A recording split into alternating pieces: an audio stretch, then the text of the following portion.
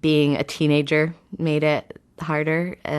You don't really know how to express yourself and to deal with things. And people in general don't really know how to handle death and what to say to you. But there were things that were really hard to hear or experience that really would make me feel very resentful.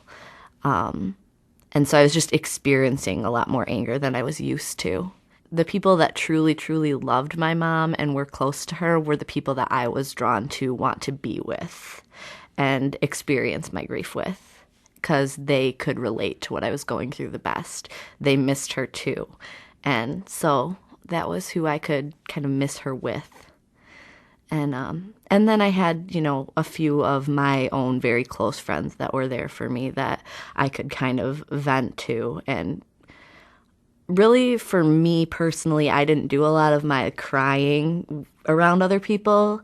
A lot of people cried with me, but I never was typically that comfortable. I did a lot of that on my own. I think I kind of got into a lot of self-indulgent thoughts. It was very self-centered, and I think that's pretty normal in grieving too, is you sort of feel the victim a lot. And so there was a lot of, why me? Why did this happen? And I thought about not wanting to be around without her, because, again, I would hear things like, she's in a better place, and she kind of dug this place. So that was really hard to hear too, oh, what was so wrong with being here? And she was healthy, so it wasn't, it was no release from suffering for her. It was kind of, things were taken, it felt more like. There was so much of being numb, kind of.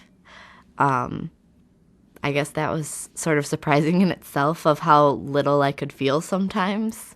You don't necessarily always want someone trying to make you feel better. And that's a pretty natural response when someone sees you suffering, that they want to make you feel better and they want to say things that are, they think uplifting, but it might sound cliche to you and you're suffering. And I had to experience that suffering, even though, it, on some level, it was like I had to get out of it too, but at that point I had to feel it. And so I think I just wanted to feel that by myself. So I think people that knew me best maybe knew by the fact that I would withdraw, and people who knew me really well would know to just be with me and not necessarily try to, coerce me into feeling better necessarily, but just allow me to feel how I was feeling. If I was sitting down with someone who had gone through exactly what I went through, I think that there's not necessarily a template for what you say to someone in that situation. I think I would want to listen more than anything, and kind of just observe them.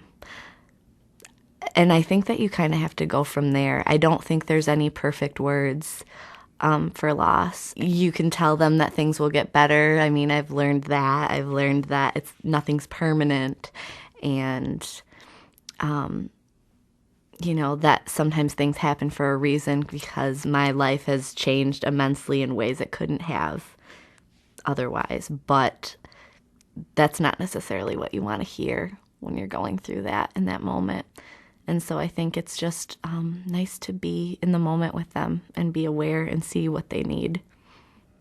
Death is hard, but it definitely teaches you to live life, and that every moment is precious and you never know.